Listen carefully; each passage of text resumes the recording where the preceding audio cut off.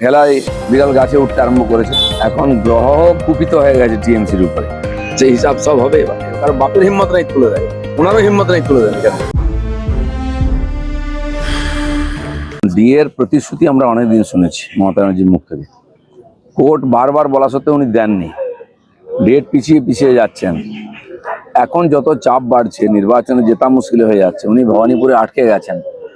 বাকি সরকারি কর্মচারী থেকে স্কুল টিচার, এসএসসি পাঠাও, পাস আউট, সবাই যেভাবে বিরোধিতা শুরু করেছেন। আর বাংলার মানুষ চাইছে পরিবর্তন। আর অনেক কিছুই ঘটবে। এখন ঠেলায় বিড়াল গাছে উঠতে আরম্ভ করেছে। উনি প্রতিশ্রুতি দিচ্ছেন, প্রতিশ্রুতি নয়, উনি ডিএ আগে দিয়ে দিন, তারপরে সরকার থাকবে কিনা ওনার ঠিক নেই, কে দেবে? এই যে সাপ্লিমেন্টারি লিস্ট প্রকাশ, মানে ভোটের আগেই নিষ্পত্তি করতে কি পরপর লিস্ট প্রকাশ, নাকি ধাপে ধাপে প্রকাশ করলে উত্তেজনা? দেখুন, নির্বাচন কমিশন কাজ করছে, আদালত পুরোটা দেখছে। আমরাও চাই যে প্রত্যেকটি জেনুইন ভোটারের নাম যেন লিস্টে এসে যায় ভোটের আগে, তারা যেন ভোট দিতে পারেন। সেই উদ্দেশ্যে পদক্ষেপ চলছে। অপেক্ষা করুন। ভোটমুখী বাংলায় চার্জশিট সংঘাত, যখন অমিত শাহ চার্জশিট প্রকাশ করেছেন, তারপরে তৃণমূল বলছে তারাও 15 পাতার একটি চার্জশিট দেবে, বাংলাদেশের উন্নয়নে ব্যর্থ শাহ। সমস্যা মানে চার্জশিট সংঘাত। চার্জশিট খেয়ে এখন হুঁশ ফিরে গেছে টিএমসি। পরে যে 50 পাতার চার্জশিটও করে কেউ শুনবে না, কারণ লোক চোখের সামনে দেখছে কি অত্যাচার অনাচার ওরা করেছে, 15 বছর লুট করেছে, খুন করেছে। তার জবাব ওদেরকে লোকের সামনে দিতে হবে। কালকেই অমিত শাহ বলেছেন যে মুখ্যমন্ত্রী সহানুভূতি গুলোতে পায়ে প্লাস্টার করেন, মাথায় ব্যান্ডেজ বাঁধেন। আজকেই দুটো, মানে গতকালকেই দুটো ঘটনা হয়, একদিকে অভিষেকের সুবাদে আগুন, ওদিকে রেলিং এ ধাক্কা। মানে কোথাও কি এগুলো কি দুর্ঘটনা, না কি বলবেন? না, কিছুটা দেখুন, এখন গ্রহ কুপিত হয়ে গেছে টিএমসির উপরে। যা ঘটনাগুলো ঘটছে, এটা তো কেউ ঘটাচ্ছে না। এই যে আরজিকর ঘটেছে, অন্যান্য, এগুলো আটকাতেও পারবেন না ওনারা। এখনো খুন ধর্ষণ চলছে, এগুলো আটকাতে পারবেন না, ওনাদের হাতে কিছুই নাই। এখন ওই ড্রামা করে এই করে লোককে বোকা বানাবার চেষ্টা করছেন। পুরো ইতিহাস আছে 15 বছরে কিভাবে হিন্দুরা অত্যাচারিত হয়েছে। মুর্শিদাবাদ পালিয়েছে মালদাতে রাত্রেবেলা নৌকো করে গঙ্গা পার হয়ে।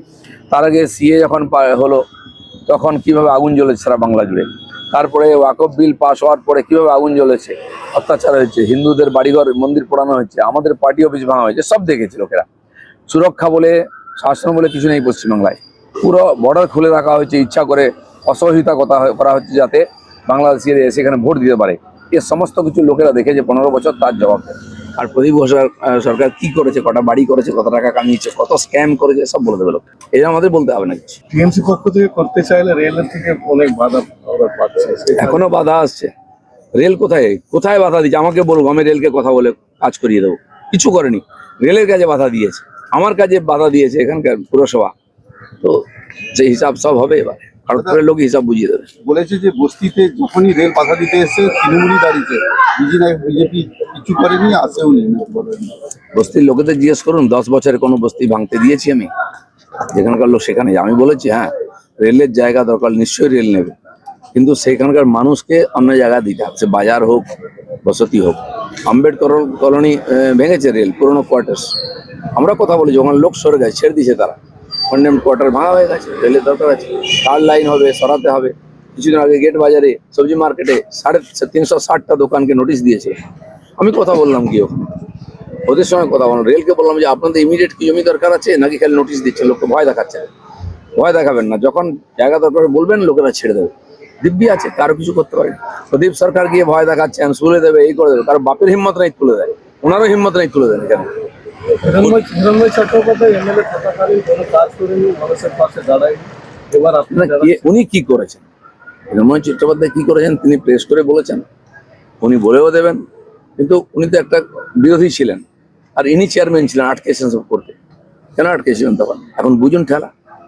ভোট আসলে বারবার দেখা যায় রেলের বিরুদ্ধে অভিযোগ আছে যে রেল কাজ করতে দিচ্ছে না। এটা ভোটের টিএমসি একটা কাউকে শিকন্ডি খাড়া করবে, এখানে রেলের বিরুদ্ধে বলবে, সিআইএসএফ বা সেন্ট্রাল ফোর্সের বিরুদ্ধে বলবে, তারপরে নির্বাচন কমিশনের বিরুদ্ধে বলবে, নাহলে আদালতের বিরুদ্ধে বলবে।